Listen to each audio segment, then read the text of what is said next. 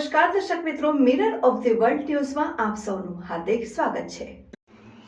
શહેરમાં સંભવિત પૂરની પરિસ્થિતિના નિવારણના ભાગરૂપે વડોદરા મહાનગરપાલિકા દ્વારા શહેરના વિશ્વામિત્રી નદીને પહોળી કરવા માટેની કામગીરી હાથ ધરાઈ।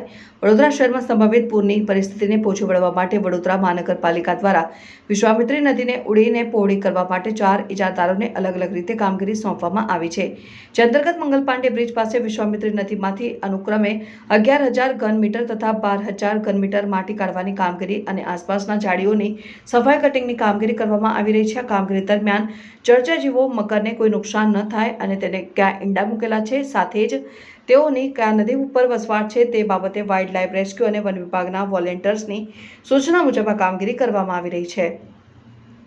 વડોદરા મહાનગરપાલિકાના સ્થાયી સમિતિના અધ્યક્ષ ડોક્ટર શીતલ મિસ્ત્રી દ્વારા કામગીરીનું નિરીક્ષણ કરવામાં આવ્યું। તેમણે જણાવ્યું હતું કે વિશ્વામિત્રી નદીનો પટ કેપેસિટી 800 ક્યુમેક છે, જે વધારીને 1150 થી 1200 ક્યુમેક સુધીની કરવામાં આવશે। વિશ્વામિત્રી નદીને 4 સેક્શનમાં ડિવાઈડ કરી અને 4 એજન્સીઓને કામ આપવામાં આવ્યું છે। દરેક એજન્સીને જે માટી કામ કાઢવાનું છે એની ક્વોન્ટિટી આપી દેવામાં આવી છે। ચારે પટની ભેગી થઈને 19 લાખ ક્યુબિક મીટર માટી કાઢવાની છે। અત્યાર સુધીમાં 7% જેટલી કામગીરી પૂર્ણ થઈ છે। ઇજારા બાદ હોળીનો તહેવાર આવતા કામગીરી થોડી ધીમી ચાલતી હતી।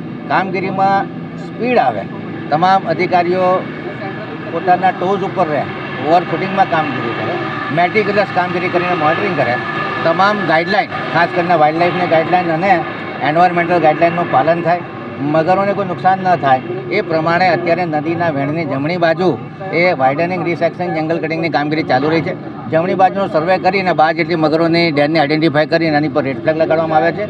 લગભગ દરેક સેક્શનમાં 10 જેટલા વાઇલ્ડ લાઇફના વોલેન્ટર્સ, જેમાંથી 8 જેટલા જૂના વોલેન્ટર અને 2 જેટલા જંગલ ખાતાના વોલેન્ટર રેકી કરી અને મગરની મૂવમેન્ટ અને સેફ એરિયા છે કે નહીં એ એજન્સીને જાણ કરી અને એમને ગ્રીન સિગ્નલ આપતા હોય છે। ત્યારબાદ એજન્સી કામ ચાલુ કરતા હોય છે। મગરની એગ લેંગ સિઝનમાં કોઈ મગરના ઈંડાને નુકસાન ન થાય એની પૂરેપૂરી કાળજી રાખવામાં આવે છે। જમણી બાજુનો પટ અત્યારે વાઇડનિંગ થઈ રહ્યો છે, જેથી કરીને મગર શિફ્ટ થવું તો સામેના કિનારે લેફ્ટ સાઈડના બેંક પર જાય પણ પોતાની હોમલેન્ડ છોડવાની જરૂર ન પડે। જો બંને કિનારાનું સાથે કામ કરીએ તો મગરોને હોમલેન્ડ છોડવાની ફરજ પડતા મગરોની ઇનફાઇટિંગ પણ થવાની શક્યતા હોય છે। એટલે પૂરેપૂરી કાળજી રાખી અને તમામ અધિકારીઓ કેટલા ડમ્પર નીકળ્યા, કેટલી માટી નીકળી એનું રેગ્યુલર ડોક્યુમેન્ટેશન કરી રહ્યા છે। એજન્સીઓ તમામ લોકો સાથ સહકાર આપી રહ્યા છે। ગઈકાલે 11,000 ક્યુબિક મીટર માટી, આજે 12,000 ક્યુબિક મીટર માટી, વખત ધીરે ધીરે 15,000, 16,000, 20,000 ક્યુબિક મીટર માટી કાઢવામાં આવશે, જેથી કરીને આવનારા 100 દિવસમાં આ નદીનું વાઇડનિંગ કરીને એની જે કેપેસિટી 800 ક્યુમેક છે એ વધારીને 1150 થી 1200 ક્યુમેક કરવામાં આવશે।